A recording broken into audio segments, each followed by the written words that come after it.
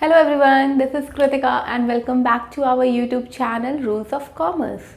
Today we will be starting a new chapter, that is chapter number 6, Trial Balance and Rectification of Errors.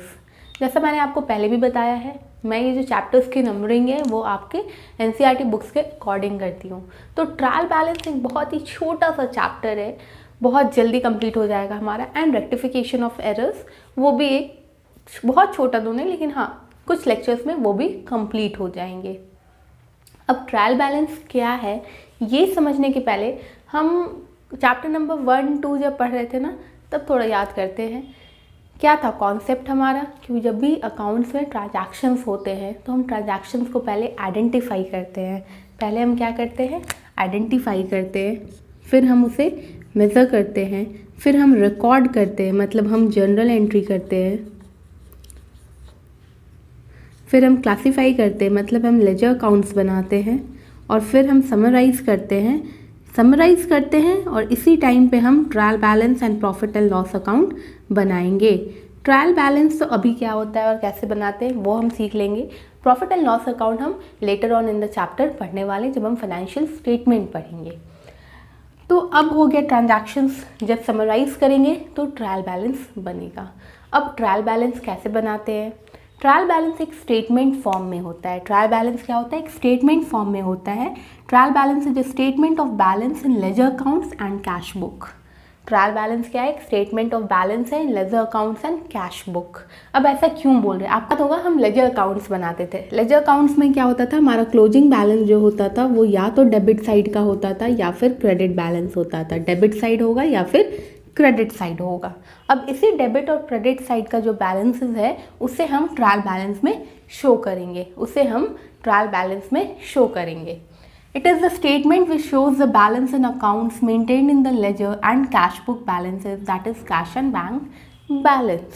अब trial balance जब हम बनाते हैं, पहले तो हम लेजर अकाउंट्स बनाते थे और हमेशा ही हमने पढ़ा है ड्यूअल एस्पेक्ट कॉन्सेप्ट. मतलब आपका डेबिट बैलेंस हमेशा इक्वल टू क्रेडिट बैलेंस. अगर आपको डेबिट साइड पे बैलेंस ज़्यादा है तो वो डेबिट बैलेंस होता है, क्रेडिट साइड पे ज़्यादा है तो वो क्रेडिट बैलेंस होता है.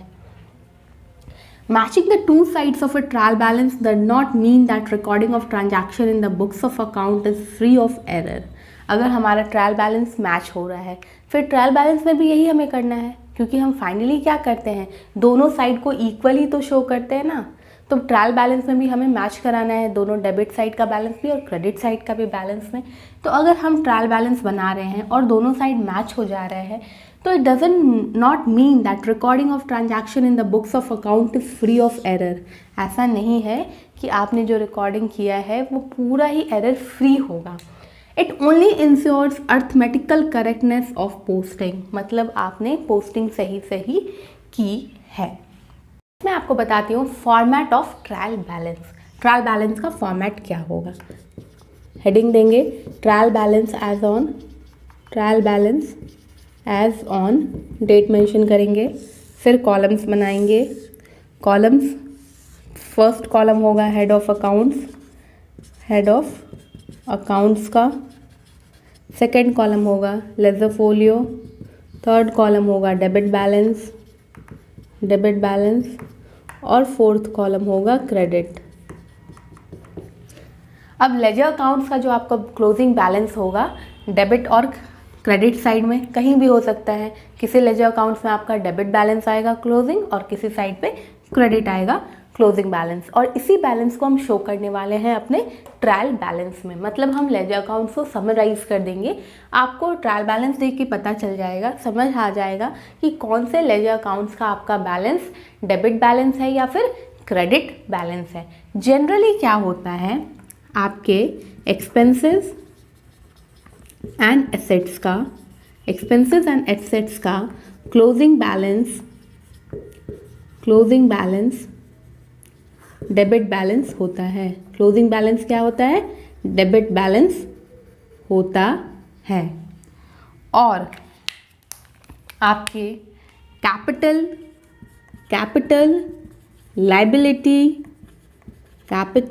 Liability and revenue, capital, liability and revenue का क्लोजिंग बैलेंस क्रेडिट बैलेंस होता है। क्लोजिंग बैलेंस क्या होता है? Credit balance.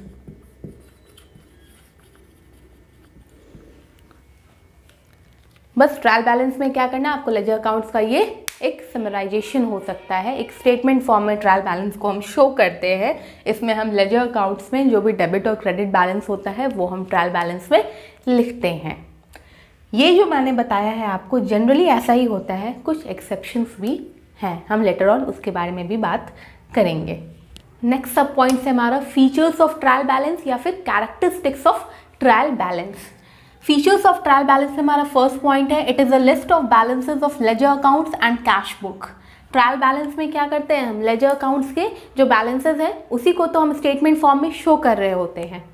नेक्स्ट पॉइंट है, it is not a part of the double entry system of book keeping, it is a result of double entry system of book keeping, it is only a working paper. Double entry book system में क्या था, debit balance credit balance दोनों equal होना चाहिए, दोनों equal करते हैं, हम लेजर बनाते हैं, लेजर को बैलेंसिंग करते हैं, देन आफ्टर हम ट्रायल बैलेंस बनाते हैं।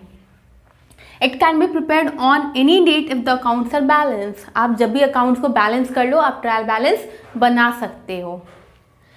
फोर्थ पॉइंट है हमारा, it verifies the arithmetical correctness of posting of entries from the journal to ledger. अभी हम पहले जर्नल बनाते हैं, फिर लेजर बनाते हैं, लेजर के बाद हम ट्रायल बैलेंस बनाते हैं। तो ट्रायल बैलेंस हमें बताता है कि हमने जो भी पोस्टिंग की है वो अरिथमेटिकल वो करेक्ट है कि नहीं, ये हमें शो करता है trial balance. It is not a conclusive proof of the accuracy of the books of account since some errors are not disclosed by the trial balance। हम ये नहीं बोल सकते ट्रायल बैलेंस बना के कि सब कुछ बिल्कुल ही सही होगा, क्योंकि बहुत सारे ऐसे एरर्स हैं जिसे हम डिस्क्लोज नहीं करते हैं ट्रायल बैलेंस में, जैसे कॉम्पेंसेटिंग एरर्स। कॉम्पेंसेटिंग एरर्स को हम ट्रायल बैलेंस में डिस्क्लोज नहीं करते, इसलिए क्या है, ट्रायल बैलेंस एक पूरी तरह से प्रूफ तो नहीं है कि कोई भी मिस्टेक हमने प्रायर अपने रिकॉर्डिंग में नहीं किया है। जितने भी हमने रिकॉर्ड्स किए हैं वो पूरी तरह से एकदम 100% राइट है या नहीं, क्योंकि बहुत सारे ऐसे भी एरर्स हैं जो हम डिस्क्लोज नहीं कर रहे हैं ट्रायल बैलेंस में। वो कौन से एरर्स हैं? Compensating errors. अब नेक्स्ट सब टॉपिक्स आता है हमारा ऑब्जेक्टिव। ऑब्जेक्टिव क्या है ट्रायल बैलेंस का? फर्स्ट ऑब्जेक्टिव है ascertain the arithmetical correctness of ledger account.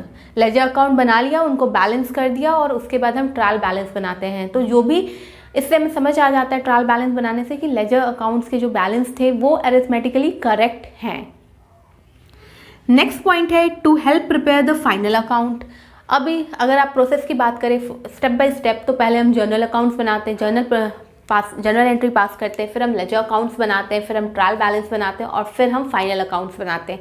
Final account से हमारा मतलब है trading and profit and loss account और बैलेंस शीट। जब तक हम ट्रायल बैलेंस नहीं बना रहे तब तक हम trading and profit and loss account और बैलेंस शीट नहीं बनाएंगे, क्योंकि ट्रायल बैलेंस में जितने भी एक्सपेंसेस और रेवेन्यू होते हैं वो हम कहाँ ट्रांसफर करते हैं? Trading profit and loss account में। और बैलेंस शीट में हम क्या दिखा रहे होते हैं? Assets, liabilities and capital. तो अगर आप ट्रायल बैलेंस ही नहीं बनाओगे तो आप फिर फाइनल अकाउंट्स कहाँ से बनाओगे? अगर आपने एक भी प्रोसेस मिस किया तो नेक्स्ट अकाउंट बनाने में आपको परेशानी बिल्कुल ही होने वाली है। Summary of each account.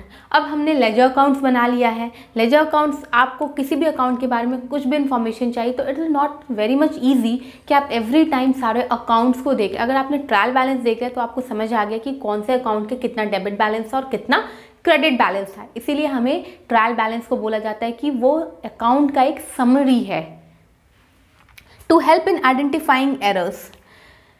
कुछ हद तक ट्रायल बैलेंस हमें हेल्प करता है एरर्स को आइडेंटिफाई करने में। अगर कुछ भी आपने अरिथमेटिकल इनकरेक्ट कर दिया है तो वो हमें समझ आ जाता है ड्यूरिंग जब हम ट्रायल बैलेंस बना रहे होते हैं। तो ये था हमारा objectives of trial balance. I hope आपको समझ आया होगा। नहीं समझ आया तो प्लीज़ आप कमेंट सेक्शन में मुझसे पूछ लेना या फिर इंस्टाग्राम पे डायरेक्टली DM कर लेना। एंड एक बात और, बहुत सारे स्टूडेंट्स हैं जो देख तो रहे हैं वीडियो बट सब्सक्राइब नहीं करें, तो सो प्लीज़ बच्चों, please like, share and subscribe and do hit the bell notification icon to get the latest update. Bye bye, keep learning, keep hustling.